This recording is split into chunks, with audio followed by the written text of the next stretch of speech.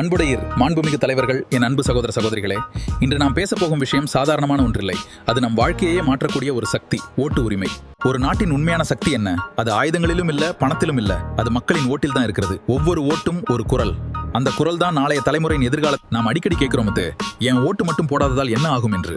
ஆனால் நினைத்து பாருங்கள், ஆயிரக்கணக்கான மக்கள் அதே போல நினைத்தால். அதனால்தான் ஒவ்வொரு ஓட்டும் முக்கியம்.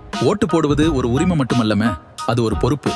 நம்முடைய ஓட்டு நல்ல கல்விக்காக, தரமான சுகாதாரத்துக்காக, வேலை வாய்ப்புக்காக, ஊழலற்ற நிர்வாகத்துக்காக நம் ஓட்டு பேச வேண்டும்.